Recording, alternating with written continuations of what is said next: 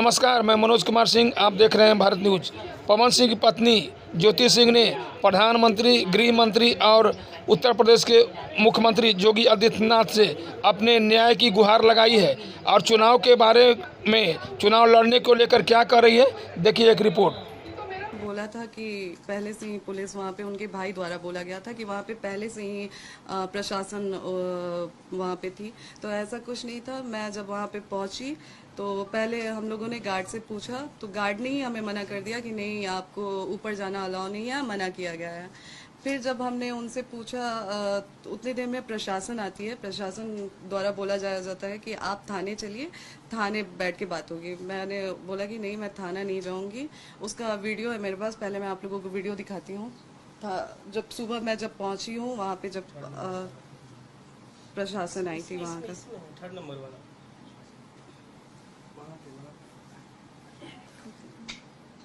ये वीडियो है जो सुबह जब मेरे पहुंचने के बाद प्रशासन बुलाई गई।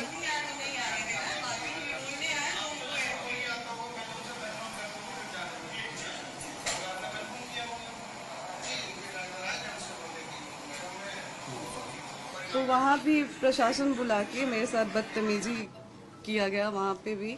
और पवन जी बोल रहे हैं कि जब मैं रूम में चली गई उसके बाद प्रशासन बुलाई गई। और ऋतिक जी कह रहे हैं कि हम लोगों ने पहले से, प्रशासन सुबह से ही वहाँ पे प्रेजेंट थी। तो पहले तो आप इन दोनों लोगों के बात में ही फर्क समझ जाइए आप लोग कि दोनों भाई लोग अलग अलग बात कर रहे हैं। और दूसरी बात कि चुनाव को लेके कि इतना आप गिर गई, तो चुनाव को लेके मैं गिरी।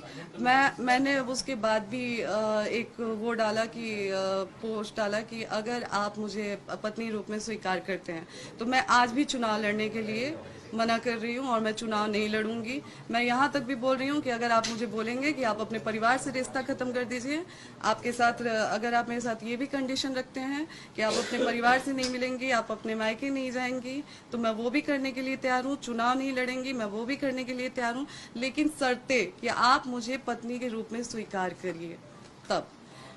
और चुनाव की बात, तो आप लोग ही बताएं कि 15 साल से पार्टी में स्टार प्रचारक के रूप में पवन जी ने काम किया है। 15 साल में उन्होंने अपने लिए टिकट नहीं, वो खुद के लिए टिकट नहीं ले पाए। तो मैं किस मुंह से जाऊंगी उनसे ये कहने कि आप हमें टिकट दिलाइए भाजपा से। मेरा ये सवाल है कि किस मुंह से आखिर मैं जाऊंगी। पहले वो अपने लिए तो टिकट ले लें, फिर तो वो हमें दिलाएंगे। जो 15 साल में कार्यकर्ता के रूप में काम किए पार्टी में, फिर भी उनको पार्टी के द्वारा टिकट नहीं मिला, तो वो हमें टिकट क्या दिलाएंगे। और बच्चे की बात रही कि बच्चे के लिए वो तरस रहे हैं, तो जो इंसान बच्चे के लिए तरसता है वो दवा नहीं खिलाता है अपनी पत्नी को। मुझे हर बार दवा खिलाया गया। अब बहुत सारी चीजें मैंने आज भी मीडिया में नहीं रखी थी, लेकिन आज पवन जी ने मुझे मजबूर कर दिया है। मैं पवन जी को बदनाम नहीं कर रही हूँ, मैं बस अपना पक्ष रख रही हूँ। खुद के बारे में जो चीजें हैं वो मैं आज मीडिया में रख रही हूँ। पवन जी द्वारा मुझे जब दवा खिलाया जाता था, उस चीज के विरोध में जब मैं बोलती थी, तो मुझे इतना टॉर्चर किया गया कि मैंने स्लीपिंग पिल्स खा लिया था, नींद की गोली। उस समय उनके भैया रानू भैया जी थे और उनके टीम मेंबर में से दीपक भैया थे, बिक्की जी थे।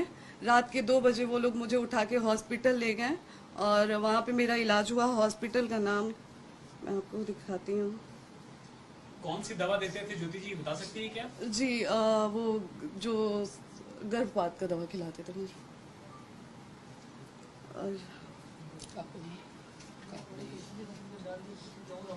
अच्छा, आपने एक कंडीशनल जवाब दिया ज्योति जी, अगर मान लीजिए बीजेपी, जेडीयू, आरजेडी कोई आपको अपनी तरफ से टिकट ऑफर करती है तो क्या आप चुनाव लड़ना चाहेंगे? अगर पवन जी पत्नी के रूप में मुझे स्वीकार करते हैं तो मैंने पहले भी बोला है और अभी भी बोल रही हूँ कि मैं चुनाव नहीं लड़ूंगी।